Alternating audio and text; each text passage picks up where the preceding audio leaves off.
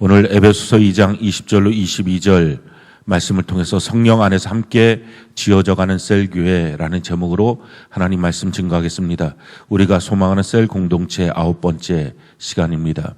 오늘 에베소서 2장 20절로 22절 이 말씀을 보면 거듭난 주의 백성들은 어떤 본성을, 새로운 본성이죠. 원래 우리가 갖고 있었던 죄악된 타락한 본성이 아니라 거듭남으로, 하나님 안에서 다시 태어남으로 하나님의 본성을 갖게 되는데, 그 거듭난 하나님의 본성이 무엇이고 또 그 본성은 어떻게 발현이 되는가, 나타나는가, 우리의 삶을 통해서 여기에 대해서 성경이 우리에게 말씀합니다. 우리가 거듭나게 되면 하나님으로부터 태어난 건데, 하나님의 아들, 딸, 하나님의 자녀가 된 건데, 그러면 하나님 안에서 우리가 갖게 되는 그 본성, 우리의 변화된 새로운 본성이 무엇이냐면은 오늘 20절에 보니까 너희는 사도들과 선지자들의 터 위에 세우심을 입은 자라. 그리스도 예수께서 친히 모퉁이 돌이 되셨느니라. 예수께서 우리의 기초석이 되셨고, 사도라고 하는 것은 신약 성경 전체를 말하고 선지자라고 하는 것은 구약 성경 전체를 말합니다. 그러니까 성경 그대로의 DNA를 갖고 있는 존재다라는 것입니다. 우리가 거듭나게 되면 예전에 있었던 죄악된 그런 타락한 본성이 아니라 이제는 하나님 안에서, 예수 그리스도 안에서 우리가 같은 혈통으로서, 하나님의 혈통으로서 성경 그대로의 DNA를 갖고 살게 된다는 것입니다. 그러니 성경으로 살 수 있고, 성경을 믿을 수 있고, 성경대로 행할 수 있습니다. 이것이 거듭난 하나님의 자녀들의 본성입니다. 성경은 우리에게 이와 같이 말합니다. 고린도전서 1장 30절 같이 한번 목소리 한번 읽어볼까요? 시작. 너희는 하나님으로부터 나서 그리스도 예수 안에 있고, 예수는 하나님으로부터 나와서 우리에게 지혜와 의로움과 거룩함과 구원함이 되셨으니, 우리가 하나님으로부터 태어났다, 하나님으로부터 나서 그 다음에 그리스도 예수 안에 있고, 우리의 위치는 예수님 안에 있다, 예수님이 우리의 기초석이 되신다, 모퉁이 돌이 되신다. 그리고 난 다음에 예수님은 우리 안에서 예수님의 지혜와 예수님의 의로움과 예수님의 거룩함과 예수님의 구원함을 우리 안에 주셨다라는 것입니다. 거듭나면 완전히 다른 사람이 됩니다. 그냥 똑같은 교회 다니는 종교인이 아니라 하나님으로부터 태어났기 때문에 하나님으로부터 태어난 그 본성이 있습니다. 원숭이로부터 태어난 원숭이는 원숭이의 본성을 갖습니다. 사람으로부터 태어난 사람은 사람의 본성을 갖습니다. 처음에는 원숭이나 사람이나 비슷한 모습인 것 같지만 어떻게 훈련을 받느냐에 따라서 원숭이는 아무리 훈련을 받아도 원숭이입니다. 근데 사람은 훈련을 받으면 사람답게 사는 것입니다. 전혀 다릅니다. 그 챔피언 말을 그 수정해서 망아지를 얻게 될 때, 과거에 한 10년 전쯤 일인데 약 5억 정도의 그 수정비가 든다고 합니다. 근데 그렇게 하고 태어나면 그냥 망아지죠. 그러니까 사람들이 5억 원을 들여서 저렇게 흐리멍텅한 망아지를 얻었다고 돈 낭비했구나, 이렇게 말을 한다고 합니다. 근데 그 주인은 너희들이 지금 몰라서 그래. 이 망아지, 이 말 안에는 어마어마한 챔피언의 DNA가 있어. 어떻게 훈련하느냐에 따라서 이 말도 기가 막힌 챔피언이 될 거야, 그 챔피언 말이 될 거야 하는 마음의 생각을 갖게 된다는 것입니다. 우리도 마찬가지예요. 우리가 예수 그리스도 안에서 거듭난 주의 백성이라면 우리가 어떻게 자라나고 어떻게 변화되느냐에 따라서 예수 그리스도의 본성이 나옵니다. 성경 그대로의 본성이 나옵니다. 전혀 다른 삶을 살고, 전혀 다른 생각의 구조를 갖고, 전혀 다른 삶의 모습으로 방향성을 갖고 천국을 향하게 됩니다. 절대 똑같지가 않습니다. 너랑 나랑 교회를 같이 다녔으니까 똑같이, 그렇지 않습니다. 너랑 나랑 똑같은 말을 들었으니까 똑같이, 그렇지가 않습니다. 거듭나면 전혀 다른 인생을 살게 됩니다. 자, 그렇다면 거듭난 주의 백성들은 어떻게 예수 그리스도 안에서 우리 안에 주어진 이 성경 그대로의 DNA가 발현될 수 있을까요? 나타날 수 있을까요? 오늘 성경은 두 가지를 우리에게 말하죠. 21절 우리 같이 한번 목소리 한번 읽어볼까요? 시작. 그의 안에서 건물마다 서로 연결하여 주 안에서 성전이 되어라. 첫 번째는요, 연결돼야 됩니다. 거듭난 주의 백성들은 연결되지 않고 고립되어 혼자 있으면 전혀 거듭났지만 거듭남의 그 특성이 나타나지 못하고 그 본성이 나타나지 못하고 결국은 그 거듭남의 생명도 죽고 마는 것입니다. 그래서 반드시 셀 안에 들어가야 된다는 것, 셀 교회 안에 있어야 된다는 것은 그의 거듭났다 할지라도 거듭남의 생명이 죽을 수밖에 없기 때문에 그렇습니다. 연결돼야만 합니다. 그러니까 마귀는 끊임없이 연결되지 못하게 할 것입니다. 가진 방법을 동원해서 연결되지 못하게 할 건데 반드시 연결돼야만 합니다. 성경은 우리에게 이렇게 말합니다. 에베소 3장 6절 같이 한번 한 목소리 읽어볼까요? 시작. 이는 이방인들이 복음으로 말미암아 그리스도 예수 안에서 함께 상속자가 되고 함께 지체가 되고 함께 약속에 참여하는 자가 됨이라. 함께 상속자가 됩니다. 함께 지체가 됩니다. 함께 약속에 참여하는 자가 됩니다. 결코 혼자서 신앙생활은 불가능합니다. 사랑하는 성도 여러분, 그러기에 여러분들이 반드시 셀 공동체 안에 들어가서 뿌리를 내리셔야 합니다. 거듭났다면 더욱더 그러셔야 합니다. 거듭났는데도 불구하고 셀 공동체 안에 들어가지 않으면 그 거듭남의 생명은 죽고 맙니다. 뭐 얼마 정도 있으면 죽을까요? 제가 경험해 봤을 때는요, 한 달 정도만 셀 공동체 안에 들어가지 않으면 거듭남의 생명은 죽습니다. 그 사람은 다시 태어나야 돼요. 난 여전히 하나님 안에서 거듭난 백성이야. 그건 자기의 기억이지 실제는 아닙니다. 그래서 굉장히 중요합니다. 생명이 어린아이가 태어났는데 한 달 정도를 방치해 뒀다. 그럼 100% 죽는 것입니다. 살아날 가능성이 없습니다. 마찬가지예요. 우리 안에 너무 귀한 영의 생명을 우리가 받았는데, 예수의 생명, 하나님의 생명을 받았는데 내가 연결되어 있지 않는다. 그렇다면 죽은 것입니다. 반드시 연결돼야 합니다. 자, 두 번째는 어떻게 하면 그 생명이 발현될 수 있는가? 우리 22절 같이 한번 한 목소리 한번 읽어볼까요? 시작.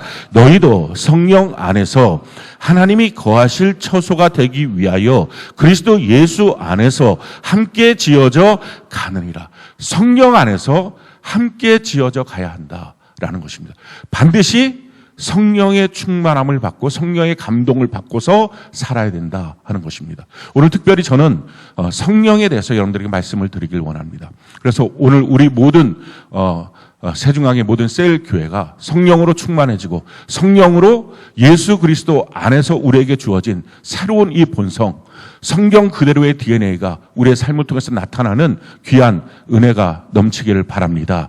자, 그렇다면 성령 하나님은 누구십니까? 성령 하나님은 삼위일체의 삼위격에 해당되시는 분이십니다. 삼위일체라고 하는 말은 세 가지 위격인데 그분은 한 분이시다라는 것입니다. 이것은 이론적으로 설명하고 신학적으로 설명하는 것이 매우 어렵고 힘듭니다. 그러나 우리의 신앙 경험으로는 삼위일체 하나님을 만나게 됩니다. 성부 하나님, 그분은 우리 인생의 구원의 모든 일들, 창조의 모든 일들을 계획하시는 분이십니다. 성자 예수님, 그분은 실행하신 분이십니다. 우리의 구원에 대해서 직접 십자가에 못 박혀 죽으심으로 우리의 구원의 계획을 실행하셨습니다. 그리고 삼위격이 되시는 성령 하나님, 오늘 우리가 다루게 되는 이 성령 하나님은 우리 한 사람 한 사람에게 적용하시는 분이십니다. 그러니까 2000년 전에 팔레스타인에 있었던 그 십자가에 죽으신 한 팔레스타인 청년의 한 사건이 나의 구원자가 되시고 나의 주인이 되신다. 이것이 어떻게 내 삶에 적용되고 믿어지느냐? 성령의 역사입니다. 성령이 아니고서는 이게 믿어지지 않고 아는 지식이 될 뿐입니다. 오늘날 교회 안에서 많은 사람들이 교회를 다니고 있지만 성령의 감동이 없기 때문에, 성령의 충만함이 없기 때문에 사실은 신앙생활이 허공을 칩니다. 아는 지식이지만 행하지 못하고 아는 지식이지만 믿어지지 않는 그런 삶을 살게 됩니다. 그것이 자기의 삶이 되지 못합니다. 왜냐하면 성령으로 그것이 적용되기 때문에 그렇습니다. 반드시 성령의 충만함을 받으셔야 합니다. 우리가 성경을 보면 성령께서 오실 때 그 이사야 11장 2절에 보니까 지혜와 총명, 재능과 모략, 지식과 여호와를 경외케 하는 영이다라고 말씀합니다. 그 영이 오셔서 우리의 삶을 완전히 바꾸십니다. 그래서 성령이 오시고 나면 어떻게 바뀌느냐? 평민이 왕이 됩니다. 구약 성경을 보면 왕이 됐던 모든 사람들은 성령이 임하셔서 됩니다. 그리고 성령이 떠나시면 왕에서 폐위가 됩니다. 모든 선지자들도 성령이 임해야 선지자가 되고, 모든 선지자들이 성령이 떠나시면 그 성령은 그 사람의 선지자의 역할은 사라지고 마는 것입니다. 이만큼 중요합니다. 사람의 인생이 완전히 바뀌어지는 것입니다. 그리고 마지막 때가 되면 만민에게 내가 나의 영을 부어주겠다. 성령을 부어주겠다. 마지막 때가 되면 우리가 다 왕 같은 제사장이기 때문에 성령이 충만해야 제대로 신앙생활을 할 수 있고, 마지막 때 마귀가 극성을 부리기 때문에 성령이 없으면 신앙생활을 못한다라고 성경은 우리에게 말씀하시는 것입니다. 성령이 다 우리 가운데 임재하셔야 됩니다. 오늘 성령 하나님을 사모하고 성령 하나님의 감동을 받으신 분들은 참 너무 감사한 일이고, 아직 그렇지 못한 분들은 성령의 감동을 받고 또 끊임없이 성령을 초청하고 환영하고 의지하는 귀한 은혜가 꼭 있기를 바랍니다.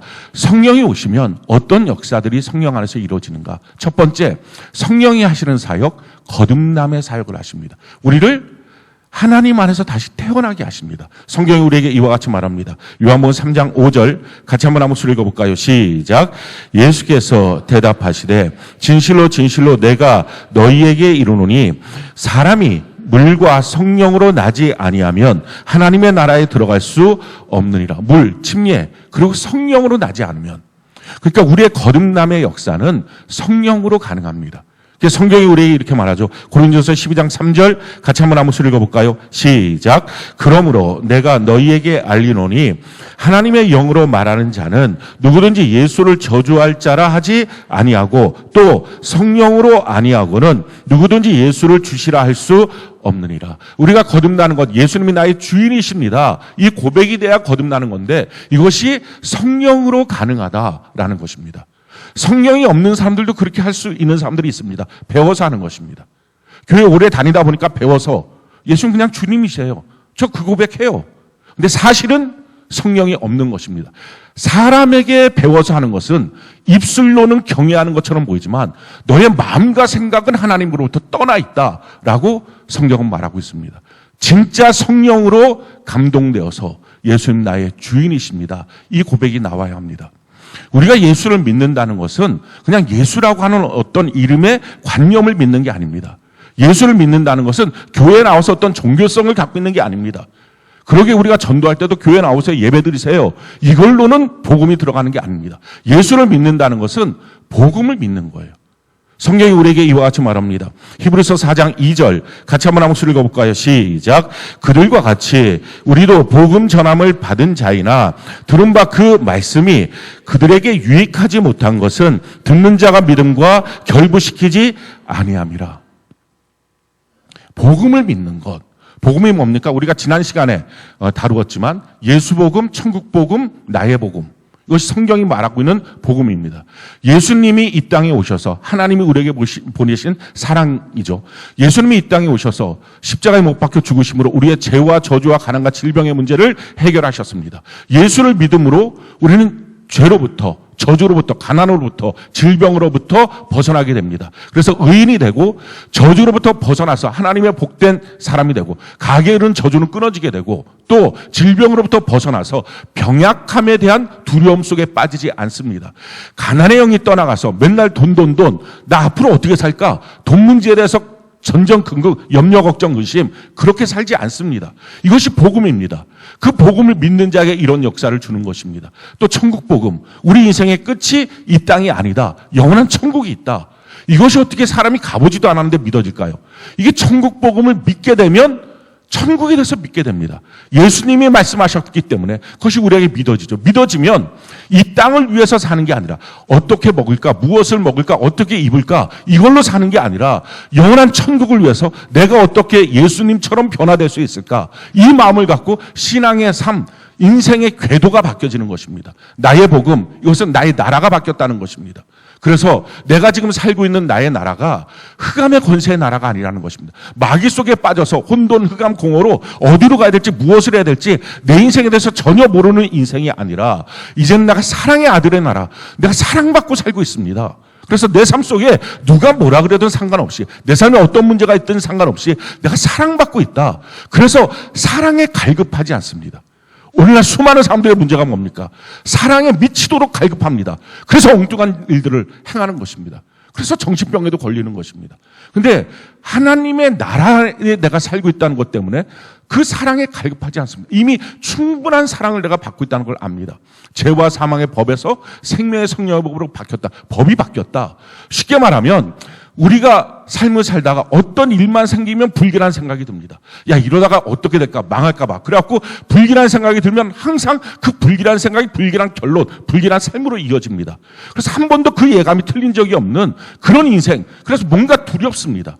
뭔가 일이 생길까 봐 염려가 됩니다. 근데 이 죄와 사망의 법에서 생명의 성령의 법으로 바뀐 것입니다.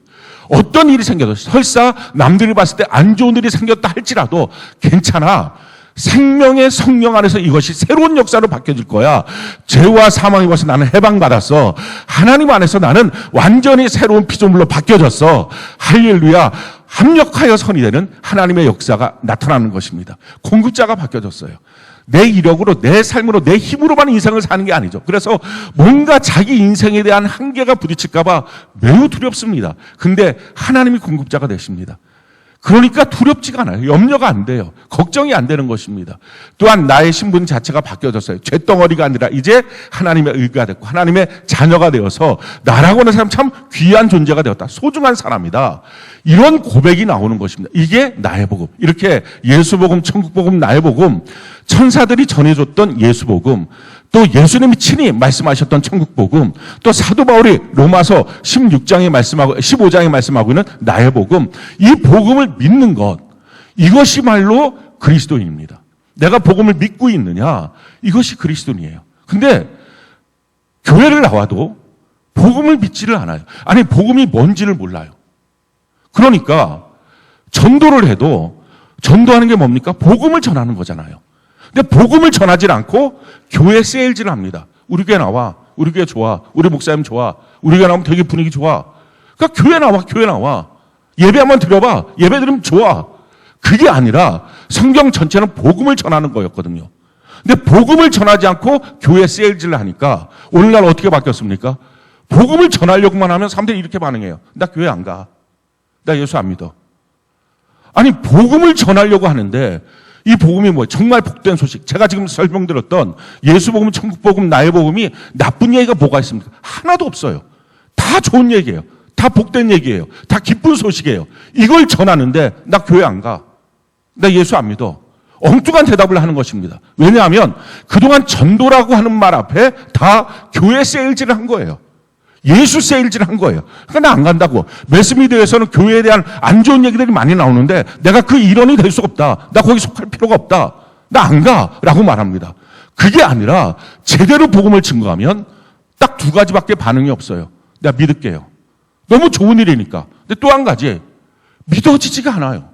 너무 좋은 건 알겠는데 내가 안 믿어져요.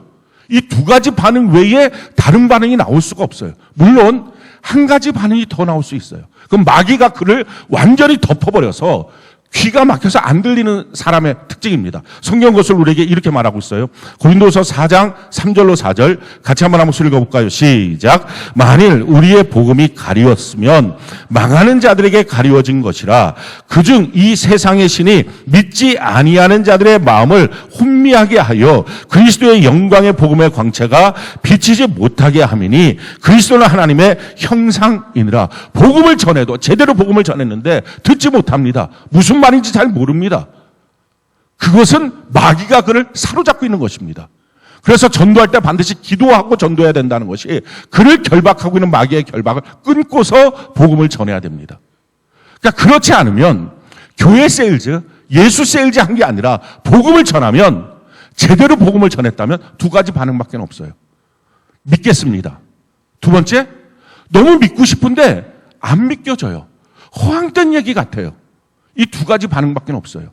그러니까 교회는 이 두 가지에 속해 있는 사람만 오는 것입니다.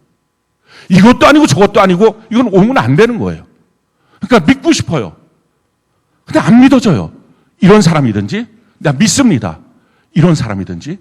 근데 이것도 저것도 아니고 그냥 아무 생각 없이 아무 의미와 개념이 없이 교회를 나오면 이게 문제입니다. 왜 그렇게 교회를 나올까요? 이유는 교회 세일즈를 받고 나왔으니까. 교회 나오면 된다니까 그냥 교회 나와서 앉아있는 것입니다. 우두커니. 또는 여러 사람들 손에 끌려서 그냥 나와 있는 것입니다. 그렇다 할지라도 이제는 반드시 복음을 들으셔야 합니다. 예수 믿는 것은 교회당 나와 있는 게 아니라 예배 드리는 게 아니라 복음을 듣고 복음을 믿는 것입니다. 성경은 우리에게 이와 같이 말씀을 합니다. 로마서 1장 16절 17절 같이 한번 목소리 한번 읽어볼까요? 시작. 내가 복음을 부끄러워하지 아니하노니 이 복음은 모든 믿는 자에게 구원을 주시는 하나님의 능력이 됨이라. 먼저는 헬라인에게요 그리고 유대인에게요 헬라인에게로다. 복음에는 하나님의 의가 나타나서 믿음으로 믿음에 이르게 하나니 기록된 바 오직 의인은 믿음으로 말미암아 살리라 함과 같으니라. 우리가 복음을 부끄러워하지 않는다. 너무 당연하지 않습니까? 기쁜 소식이잖아요. 복된 소식이잖아요. 그 안에 나쁜 말이 하나도 없잖아요. 당신에게 이런 역사를 하나님이 주시기를 원하신다. 얼마나 귀한 얘기입니까? 근데 이 귀한 얘기를 전하는 것이 부끄러울 이유가 없는 거예요. 내가 복음을 부끄러워하지 않는다. 이 복음을 전한다. 근데 이 복음이 전하여지면 이 복음을 믿게 되면 하나님의 구원이 그에게 이르게 된다는 것입니다. 예수 복음을 믿으면 죄, 저주, 가난, 질병에서 건짐을 받는다. 천국 복음을 믿게 되면 그럼 영원한 천국이 믿어지고 천국을 향하여 가게 된다. 또 마찬가지 나의 복음을 믿으면 나의 나라가 바뀌어져서 삶의 터전이 바뀌어집니다. 공급자가 바뀌고 법이 바뀌고 나의 위치와 신분이 바뀌어집니다. 이게 믿음으로 주시는 하나님의 구원의 능력입니다. 자, 그런데 이게 안 믿어지는 사람들이 많잖아요. 내가 믿습니다. 이건 성령의 역사가 그 순간에 임하여서 믿어진 것입니다. 그런데 사람들이 말을 들으면 이성적으로 생각해 보면 너무 좋은 말이니까 믿고 싶은데 안 믿어지는 거예요. 자, 성경 것을 우리에게 이렇게 말하고 있죠. 어떻게 하면 믿어지느냐? 성경이 이렇게 말합니다. 믿음으로 믿음에 이르게 하나니. 이게 성경이 우리에게 가르쳐 주는 거예요. 첫 번째 믿음, 두 번째 믿음. 첫 번째 믿음은 뭡니까? 내가 믿겠다고 결단하는 거예요. 너무 좋은 말이니까 안 믿을 이유가 없으니까. 내가 믿고 싶습니다. 믿겠다고 결단합니다. 물론 안 믿어져요. 자기 마음속에서는 믿어지는 건 아니에요. 근데 믿겠다고 결단하는 것입니다. 우리가 지난주에 이 복음의 말씀을 지금 믿어지진 않지만 내가 믿고 싶다라고 하시는 분들 일어서라 그랬어요. 그리고 하나님이 그 사람을 지명하여 보고 있다고 말씀드렸어요. 이게 뭡니까? 첫 번째 믿음. 내가 믿겠습니다. 믿고 싶습니다. 이 결단을 하는 것입니다. 그때부터 그 사람은 믿음의 길에 들어선 것입니다. 자, 그럼 그 길에 들어서서 그 믿음의 길을 걸어가면 어떻게 걷는 것입니까? 우리가 믿음이 계속 쌓여지는 방법은 믿음을 들으면서 들으면 그리스도의 말씀이라고 말합니다. 하나님의 말씀을 읽고 듣고 지켜 행하는 거죠. 그리고 셀 안에 들어가서 그 말을 나누고 함께 가는 것입니다. 그렇게 하는 이 두 가지를 통해서 말씀과 셀을 통해서 믿음의 길을 걸어가면 어느 날 믿어지는 믿음에서 믿음으로 이르게 되는 하나님의 역사를 보게 됩니다. 이 믿어지는 믿음, 그때부터 뭡니까? 완전히 믿어지는 거예요. 흔들리지 않아요. 평생이 믿어지는 거예요. 어떤 환경과 어떤 사건이 와도 믿어지는 것입니다. 이 믿어지는 믿음을 주시는 것, 이게 성령이에요. 그러니까 지금 여러분들 가운데 믿고 싶다. 근데 내가 삶을 살면서 어느 때는 안 믿어지고 어느 때는 의심이 생기고 어느 때는 흔들리고 그럴 수 있어요. 괜찮아요. 그 믿음의 길을 계속 가십시오. 그러다 보면 어느 날 성령이 그 마음에 강력하게 임하시면 믿어지는 믿음이 돼서 평생 요동치지 않는, 그러니까 순교까지 가능한 거예요.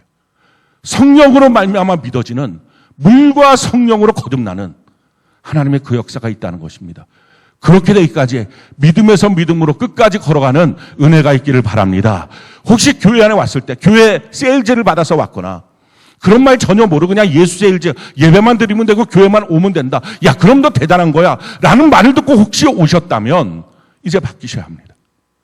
교회만 와서 소용없고 예배만 드린다고 소용없습니다. 성경 우리에게 이와 같이 말씀을 합니다. 요한복음 12장 48절 같이 한번 목소리 읽어볼까요? 시작. 나를 저버리고 내 말을 받지 아니하는 자를 심판할 이가 있으니 곧 내가 한 그 말이 마지막 날에 그를 심판하리라.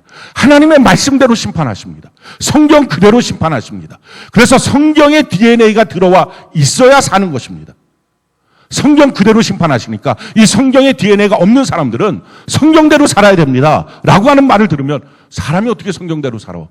그래요. 아직 하나님으로부터 나지 않은 사람, 거듭나지 않은 사람은 사람이 어떻게 성경대로 살아? 이 말이 나옵니다. 근데 거듭난 사람은 성경대로 살 수 있지. 하나님이 우리 안에 계시니까 당연히 가능하지. 그 고백이 나옵니다.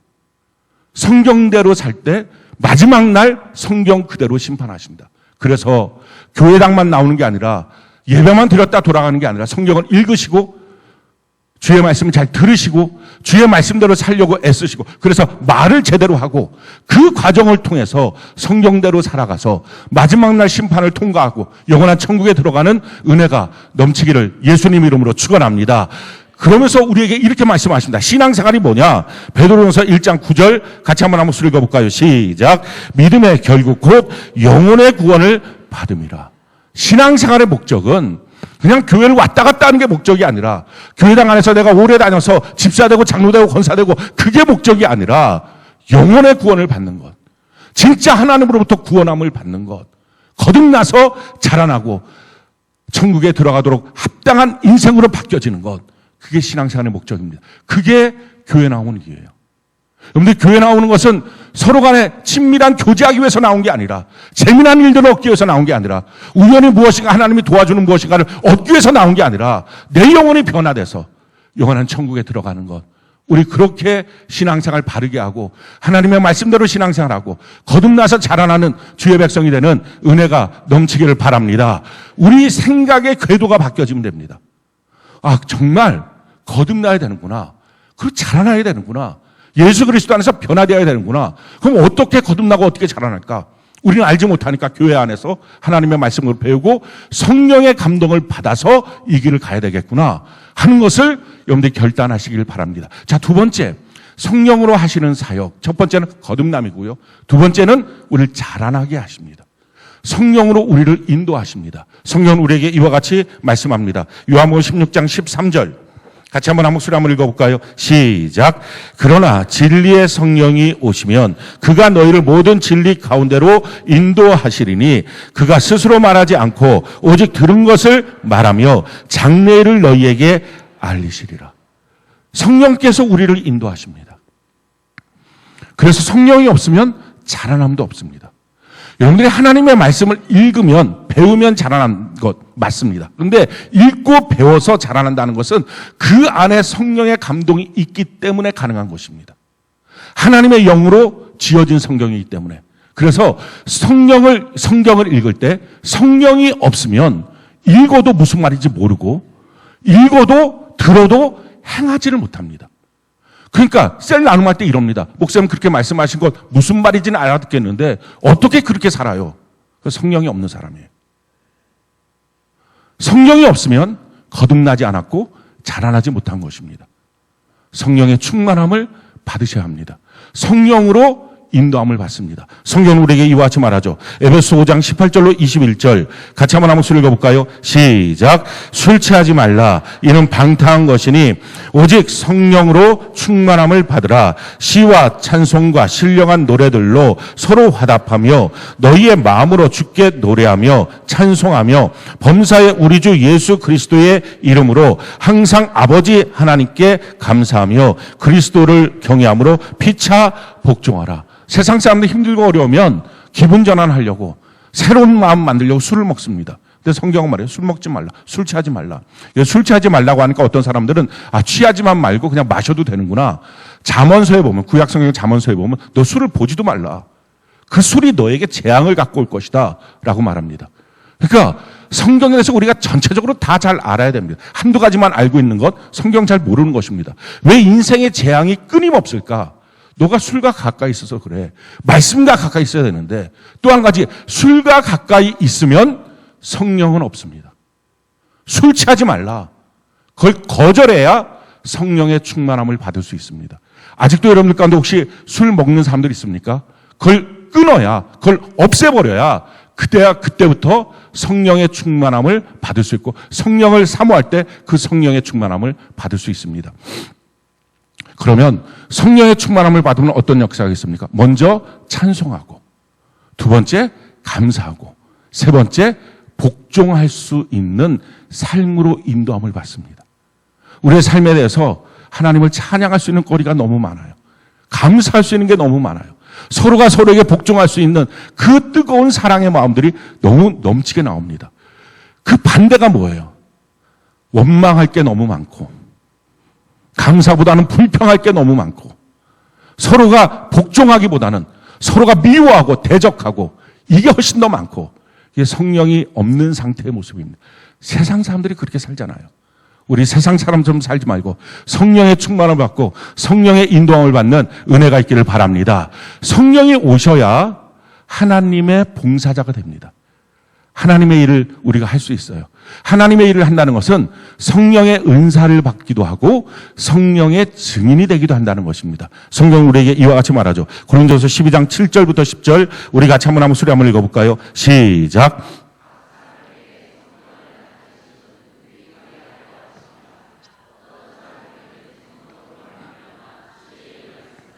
어떤 사람에게는 같은 성령을 따라 지식의 말씀을, 다른 사람에게는 같은 성령으로 믿음을, 어떤 사람에게는 다른 한 성령으로 병 고치는 은사를, 어떤 사람에게는 능력 행함을, 어떤 사람에게는 예언함을, 어떤 사람에게는 영들 분별함을, 다른 사람에게는 각종 방언 말함을, 어떤 사람에게는 방언을 통역함을 주시나니, 성령께서 각 사람에게 필요한 은사, 선물을 주신다. 하나님의 일을 할 수 있도록 하는 기능을 감당할 수 있는 능력을 주신다 하는 것입니다. 그 주시는 능력, 이것은 평생 그냥 주시는 게 아니라 잠깐 그 사역을 위해서 주시는 것입니다.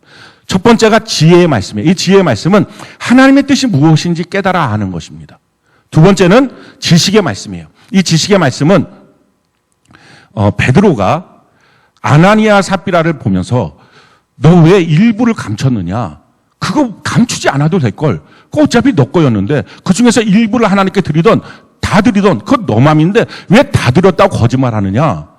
아나니아 삽비라가 말한 게 아닌데 베드로가 그걸 알았습니다. 엘리사가 도단성에 있을 때 아람 군대가 이스라엘을 공격할 때 어디로 공격하는지 알았습니다. 이게 지식이에요.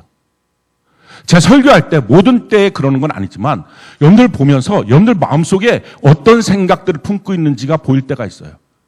그래서 말하는 거예요. 어떤 사람이 이렇게 말합니다. 셀장미 일렀어요? 목사님 어떻게 알아요? 집에 CCTV 달아놨어요? 성령께서 알게 하시는 거예요. 고치고 깨닫고 회개하라고. 어느 때 상담할 때 그것을 알 수도 있습니다. 하나님께서 지식의 은사를 주십니다. 여러분들 마찬가지로 여러분들 안에서도 이 지식의 은사 성령께서 주십니다. 세 번째 은사가 무엇인가? 믿음의 은사입니다. 이 믿음이라고 하는 것은 모든 사람에게 자연적인 믿음을 하나님 주셨어요. 이 믿음이 있기 때문에 우리가 버스를 타고 이 믿음이 있기 때문에 뭐 사람들 만나고 악수하고 인사도 하는 것입니다. 그러니까 이 믿음이 없으면 저 사람이 날 죽이려고 그래. 해갖고 정신병 걸린 사람이 먼저 사람을 해치고 칼로 죽이고 나중에 왜 그랬냐? 저 사람 날 죽이려고 하는 것 같아서 그랬다고. 그게 기본적인 이 자연적인 믿음이 없어진 상태. 이게 정신병이죠. 두 번째는 예수를 믿을 때 믿음을 주십니다. 그래서 예수를 믿는 믿음을 주시죠. 근데 세 번째는 은사로서의 믿음이 있습니다. 이것은 사람이 자연적으로 생각할 수 있는 범위를 훨씬 뛰어넘는 완전히 초자연적인 것들을 믿게 만드는 것입니다. 마리아가 천사가 와서 성령으로, 그 처녀였는데 성령으로 너가 잉태할 것이다 라고 말할 때 마리아가 말합니다. 저는 주의 계집종이오니 주의 말씀대로 내게 이루어지겠습니다. 그걸 믿는 거예요. 성령으로 잉태한다. 보도 듣도 못했던 말인데 그게 믿어져서 예수 그리스도를 잉태하여 태어나고 성령으로 잉태하여 태어나고 마침내 그 일을 통해서 오늘 이 땅에 메시아가 오시게 된 것입니다. 그러니까 믿음의 은사라는 건 이처럼 상상할 수 없는 것인데 어느 날 그 말씀을 들을 때 자기 안에 그것이 완전히 믿어지는 것. 이게 믿음의 은사입니다. 그 다음에 있는 것들이 무엇입니까? 어떤 사람에게는 한 성령으로 병 고치는 은사를. 모든 성도들에게는 병 고치는 이 신유의 능력들이 있습니다. 그래서 믿는 자는 손을 언제든지 낫는다라고 성경은 말합니다. 그런데 여기서 말하는 이 특별히 병 고치는 신유의 은사로서의 이 은사는 훨씬 더 강력하게 나타나는 것입니다. 그래서 훨씬 더 강력하게 나타나는 그 일이 그의 삶 속을 통해서 하나님께 영광을 돌릴 수 있도록 병 고치는 은사들이 나타나는 것입니다. 어떤 사람에게는 능력 행함을, 이 능력 행함은 것은 기적을 행하는 것입니다. 그러니까 엘리야가 기도할 때 3년 반 동안 비 내리지 않았다가 또 기도했더니 비가 내리고, 이런 사람들이 가히 상상할 수 없는 기적들이 일어나는 것, 능력 행함이죠. 어떤 사람에게는 예언함을, 앞으로 어떤 일이 생길 거다, 이 예언함을, 또 어떤 사람에게는 영들 분별함을, 지금 어떤 영들이 지금 역사하고 있구나, 이것을 분별할 수 있는 그 은사가 있고, 다른 사람은 각종 바로 스칼라 이렇게 하나님 주시는 영음으로 하나님과 소통할 수 있는, 또 이것을 통역함을, 주를 찬양하라, 주를 찬양하라. 좀 전에 했던 그 방언이 주를 찬양하라, 주를 찬양하라. 이렇게 주시는 하나님의 은사들이 있다는 것입니다. 이 성령의 은사들은 하나님의 일을 교회 공동체 안에서 감당할 수 있도록 하나님 각 사람에게 자기가 원해서 받는 게 아니라, 자기가 원해서 나는 이 은사 주세요, 이 은사 주세요, 이게 아니라 하나님께서 각 사람에게 그 필요한 대로 은사를 주어서 하나님의 공동체의 교회를 세우고 섬길 수 있도록 하나님이 행하시는 것입니다. 또 한 가지, 이 성령으로 말미암아 우리가 증인이 되어서 하나님의 봉사자, 하나님의 일을 합니다. 사도행전 1장 8절 같이 한번 읽어볼까요? 시작. 오직 성령이 너희에게 임하시면 너희가 권능을 받고 예루살렘과 온 유대와 사마리아와 땅끝까지 이르러 내 증인이 되리라 하시니라. 성령이 임하시면 예수의 증인이 됩니다. 모든 사람들은 어떻게 삽니까? 자기의 증인으로 삽니다. 자기를 내세우려고, 자기를 드러내려고 항상 자기가 중심이어야 됩니다. 근데 성령이 임하시면 자기가 아니라 예수가 중심이 됩니다. 주어가 바뀌는 거예요. 인생의 주어. 주님을 위해서 살아가게 됩니다. 그래서 성경이 우리에게 이렇게 말하죠. 고린도서 5장 15절 같이 한번 읽어볼까요? 시작. 그가 모든 사람을 대신하여 죽으심은 살아있는 자들로 하여금 다시는 그들 자신을 위하여 살지 않고 오직 그들을 대신하여 죽었다가 다시 살아나신 이를 위하여 살게 하려 함이라. 예수를 위하여 살게 하는 것. 이거 성령이 오셔야 됩니다.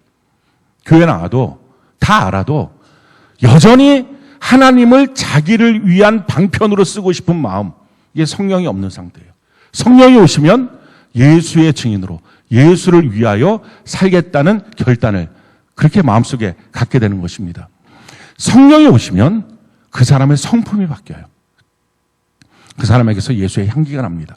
성경은 우리에게 이렇게 말합니다. 갈라디아서 5장 22절로 26절 같이 한번 읽어볼까요? 시작. 오직 성령의 열매는 사랑과 희락과 화평과 오래 참음과 자비와 양성과 충성과 온유와 절제니 이 같은 것을 금지할 법이 없느니라. 그리스도 예수의 사람들은 육체와 함께 그 정욕과 탐심을 십자가에 못 박았느니라. 만일 우리가 성령으로 살면 또한 성령으로 행할지니 헛된 영광을 구하여 서로 노엽게 하거나 서로 투기하지 말지니라. 성령이 오시면 그 사람의 성품이 바뀝니다. 옛날 사람이 아닌 거예요. 전혀 다른 사람, 전혀 다른 성품의 사람으로 그가 바뀌어집니다. 어떤 성품을 갖게 됩니까? 사랑이 있고요, 희락, 기쁨이 있어요. 그러니까 왜 나는 기쁨이 없어요? 성령이 오셔야 돼요. 성령이 오시면 기쁨이 넘쳐요. 화평, 다른 사람과 화평하게 지냅니다. 또 오래 참 인내가 있고요. 자비, 친절합니다. 성령이 오시지 않으면 친절하지가 않아요. 양선, 선하고 착한 일을 합니다. 그리고 충성, 신실합니다. 그러니까 성령이 오시지 않으면 이랬다 저랬다 자꾸 변화무쌍해요. 성령이 오시면 온유하고 절제가 있습니다. 통제를 받습니다. 하나님의 말씀 앞에 온유라는 것은 통제받아서 길들여진 모습인데 이렇게 통제받아서 자기 멋대로 행하지 않습니다. 절제합니다. 멈출 때 멈출 줄 압니다. 성령으로 말미암아 그의 성품, 그의 모습이 바뀌어지는 것입니다. 예수 그리스도 안에 있는 사람들 성령이 임하시지 않으면 똑같이 교회를 다니는데 세상 냄새 너무 많이 납니다. 그러니까 전혀 은혜가 안 돼요. 말도 그렇고 행동도 그렇고 세상 사람입니다. 그렇게 사니까 그가 목사든 장로든 권사든 집사든 셀장이든 뭐든 다 소용없는 것입니다. 도리어 교회 안에서 어떤 직분을 받으면 받을수록 더 주의 영광을 가리는 것입니다. 그러기에 우리가 성령으로 말미암아 열매가 맺어지는 삶을 우리가 사는 것입니다. 성경은 우리에게 이렇게 말하죠. 헛된 영광을 구하여 서로 노엽게 하거나 서로 투기하지 말라. 성령이 임하시면 우리의 삶의 성품이 바뀌어져서 헛된 영광 구하지 않는다. 성령으로 말미암아서 성령으로 살게 된다 하는 것입니다. 자, 헛된 영광이 있어요. 자, 그러면 참된 영광도 있겠죠. 그럼 참된 영광이 무엇입니까? 데살로니가전서 2장 19절로 20절 같이 한번 한 목소리 한번 읽어볼까요? 시작. 우리의 소망이나 기쁨이나 사랑의 면류관이 무엇이냐? 그가 강림하실 때에 우리 주 예수 앞에 너희가 아니냐? 너희는 우리의 영광이요 기쁨이니라. 지금 사도 바울이 말합니다. 자기로 말미암아 변화받아 세워진 데살로니가 교회 성도들 향해서 너희가 나의 영광이야 라고 말해요. 참된 영광, 진짜 영광, 그것은 나 때문에 변화된 영혼이에요. 헛된 영광은 그럼 뭐예요? 자기가 높아지는 거예요. 자기가 이거 됐어요, 저거 됐어요. 내가 회사에서 이렇게 승진했어요. 내가 이렇게 돈을 벌었어요. 내가 이런 대학에 들어갔어요. 이런 졸업장이 있어요. 이런 자격증이 있어요.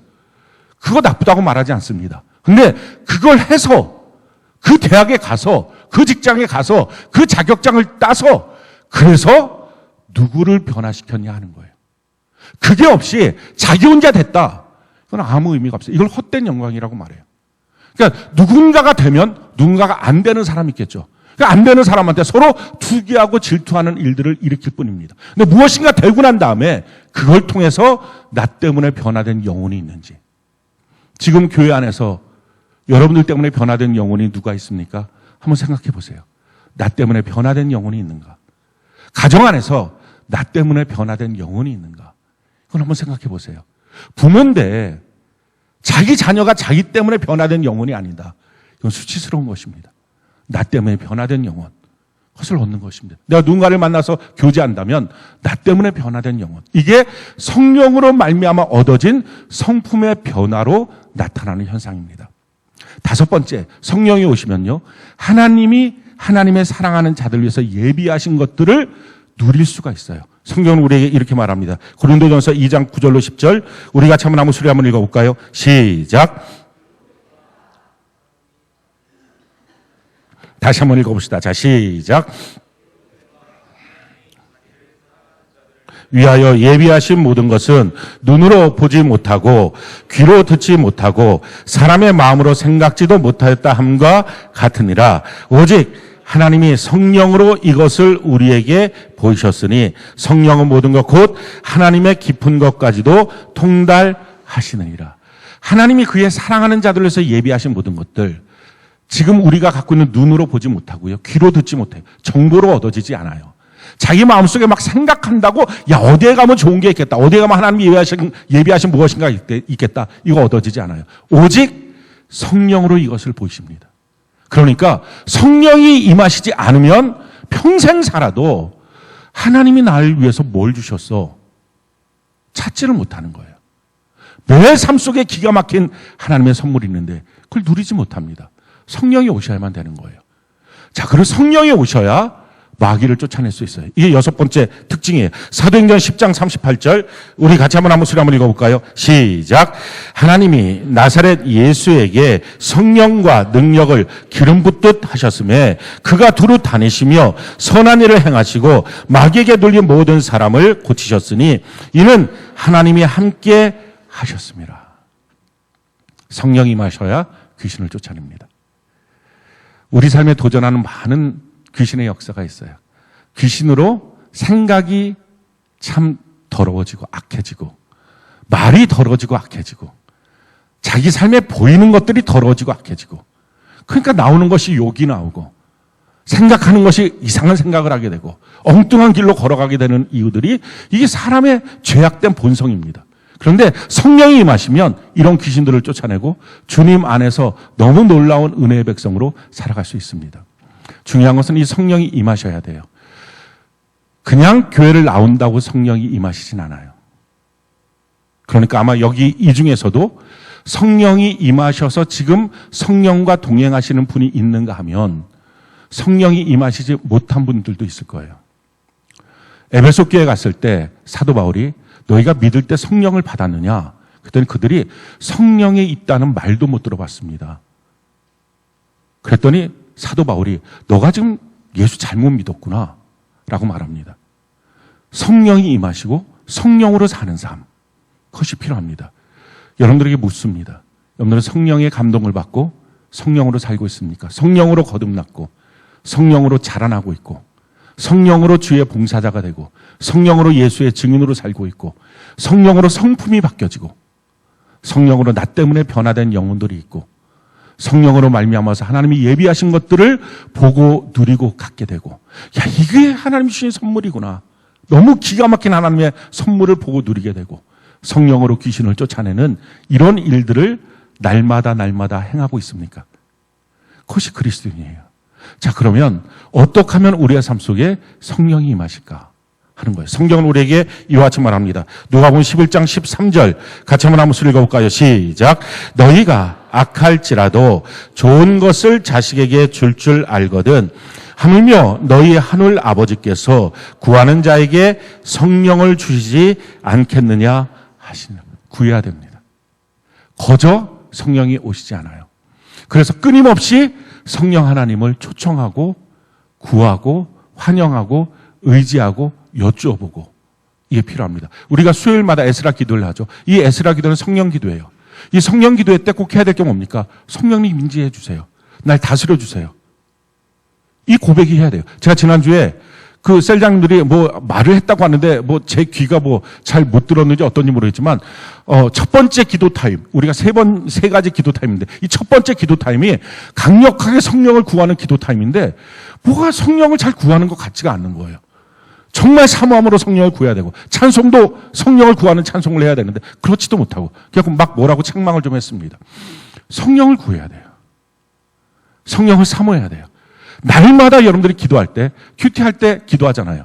또 식사 기도도 하잖아요. 여러분들 삶을 살면서 끊임없이 날마다 여러 번 기도를 하잖아요. 그 여러 번 기도할 때마다 성령 하나님을 초청하고 의지합니다. 또 어떤 일이 생길 때 성령님께 여쭈어보는 그 기도를 해야 됩니다. 성령 하나님을 초청하고 환영하고 의지하는 기도를 하지 않으면 성령은 오시지 않아요. 또 오셨다 할지라도 성령은 소멸합니다. 그 영향력이 소멸하고 또 성령께서는 근심하고 가만히 계십니다. 일하시지 않아요. 계속 초청해야 돼요. 계속 의지해야 돼요. 날마다 하루에도 저 같은 경우는 한 10번 이상 성령님 초청합니다. 환영합니다. 의지합니다. 제게 임재해 주세요. 저를 다스려 주세요. 그리고 물어보고 성령이 어떻게 할까 물어보고 이 삶을 계속 사는 것입니다. 자, 그러면 그렇게 성령 하나님이 오시는 것이 성령의 충만함을 받은 사람은 그렇게 살면 돼요. 그러면 계속적으로 성령의 재충만함을 받을 수 있습니다. 근데 아직도 한 번도 성령이 임하시지 않았던 사람들은 어떻게 해야 될까요? 계속 성령을 초청하고 환영해야 되겠죠. 그러면서 그냥 가만히 있으면 안 되고 성령이 임하실 수 있는 길을 예비해서 가는 것입니다. 120명이 오순절 성령이 임했던 그 사건, 어떻게 성령이 임하셨습니까? 그들이 그냥 느닷없이 어느 날 성령이 임한 게 아닙니다. 성령이 임하기 전에 예수님의 제자들이 3년 반 동안 예수님을 쫓아다니면서 제자 훈련을 했습니다. 가서 전도도 하고 구제도 하고 또 일도 하고 저 일도 하고 주님이 하는 그 일들을 다 했습니다. 물론 그 과정들 속에서 믿어지지 않을 때도 있었을 거예요. 믿겠다고 결단했지만 의심이 되고 흔들릴 때도 있었을 거예요. 그러니까 십자가 지나는 사건 앞에 다 도망갔습니다. 근데 그 과정들을 그가 경험하면서 계속 주님을 따라가는 것입니다. 그러다가 예수님 부활하시고 난 다음에 40일 동안 하나님 나라의 일에 대해서 말씀을 집중적으로 듣습니다. 그 열흘 동안 집중적으로 전혀 기도에 힘쓰게 됩니다. 그리고 어느 날 느닷없이 성령이 임하셨습니다. 성령님은 그냥 가만히 있는데 임하시지 않아요. 교회 공동체 안에서 마땅히 내가 해야 될 일들을 하셔야 됩니다. 말씀을 집중해서 듣고 읽어야 됩니다. 그리고 기도하셔야 됩니다. 그러다 보면 어느 날 어느 순간에 성령이 임하시고 나면 전혀 달라집니다. 제가 30살에 카나다에 갔을 때 에어포트 처치에서 성령 하나님을 받았어요. 그 성령 하나님이 임하시기 전과 후는 저의 인생은 완전히 달라요. 여러분들 인생도 마찬가지일 겁니다. 제가 그걸 경험해 봤으니까. 저는 모태신앙이에요. 그래서 태어날 때부터 아버지는 목사님, 어머니는 사모님, 할머니는 권사님. 제가 태어난 곳은 교회, 그때는 사택이 없었으니까 교회 교육실 한 곳에서 태어났어요. 그리고 거기서 살았어요. 그래갖고 평일날 살다가 주일날 되면 그 방을 싹 치워서 교육실로도 쓰고 또 그렇게 하고. 그러니까 교회당 안에서 그냥 있는 것입니다.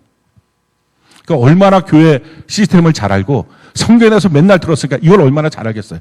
그게 성경 퀴즈 하면 제가 맨날 1등하고 아무튼 맨날 그랬어요. 그런데 성령은 없었어요. 그러니까 사실은 예수 믿는다고 하지만 다 가짜예요. 믿겠다는 마음이 어느 때는 있다가 어느 때는 그 마음도 없어지고 이게 오락가락 하는 것입니다. 그러다가 제가 30살에 카나다에 가서 그 에어포트 처치에서 성령을 받았어요. 그때 카나다 에어포트 브레싱이라고 말을 하고 이동원 목사님도 그때 거기에 오셨었고, 그러니까 그런 강력한 성령의 역사가 약 2,000여 명이 날마다 밤마다 모여서 집회하는 그때 뭐 수십 개 국가에 있는 사람들이 다 몰려서 그래서 집회할 때 성령이 임하셨어요. 강력한 성령이 임하시고 난 다음에 완전히 달라졌어요. 생각의 구조가 달라졌어요. 생각의 길이 달라졌어요. 성경을 볼 때 그전에는 그냥 성경을 봤어요. 근데 이제는 성경이 깨달아져요. 완전히 달라요. 설교를 들을 때 그냥 들었어요. 그래서 무슨 말인지 이해합니다. 이거였어요. 근데 성령이 임하시고 오면 그것이 내 안에 믿음으로 반응을 해요. 사랑하는 성도 여러분, 전 여러분들이 아직 성령이 임하시지 않았다면 계속 성령을 사모하세요. 혹시 여러분들 가운데 이미 성령의 충만함을 받으셨다면 날마다 하루도 빠짐없이 성령 하나님을 갈망하세요. 또 초청하세요. 또 의지하세요. 또 나를 다스려 달라고 그렇게 말씀하세요. 그렇게 하면서 하루도 빠짐없이 성령과 동행하는 삶을 사십시오. 그래야 신앙생활이 허공을 치는 신앙생활을 하지 않습니다. 성령이 없으면 아까도 말씀드렸지만 이게 다 안 되는 거잖아요. 그럼 다 안 되면 되는 신앙생활이 뭐가 있어요? 일단 거듭나부터가 안 되는 건데 아무것도 안 되는 거예요. 교회는 오래 다녀서 왔다 갔다 그러면서 알긴 압니다. 근데 성령이 없을 때는 저는요, 성령이 없을 때는 토요일 날 막 술 이빠이로 퍼먹고 목사 아들인데 제가 그렇게 살았어요. 그러니까 술 먹고 교회 오는 사람들 이해는 하지만 빨리 술 끊어야 돼요. 그 상태로 살다가는 정말 저주받고 지옥 갑니다. 그러니까 이게 설교를 들어도 졸음만 오고, 그러니까 설교 시간은 맨날 자요. 반을 들으면 성공이고요. 반도 못 들어요. 뭔 내용인지 몰라요. 물어보면 한두 마디는 얘기하지만 그것이 내 안에 믿으면 안 돼요. 근데 성령이 오시고 난 다음에 제가 열흘 동안 잠을 못 잤는데도 설교 말씀을 들을 때 잠 한숨이 안 와요. 하나님의 말씀 날 살려요. 완전히 달라요. 그래서 설교 시간에 조는 사람 성령 받아야 된다고 말하는 거예요. 딴 생각하는 사람 교회 아무리 오래 다녔어도 성령의 충만함을 다시 받아야 된다. 그 말을 하는 거예요. 진짜 완전히 달라져요. 격이 달라요. 신용만 내지 말고 정말 성령 받고 성령으로 새로워지는 은혜가 넘치기를 예수님 이름으로 축원합니다.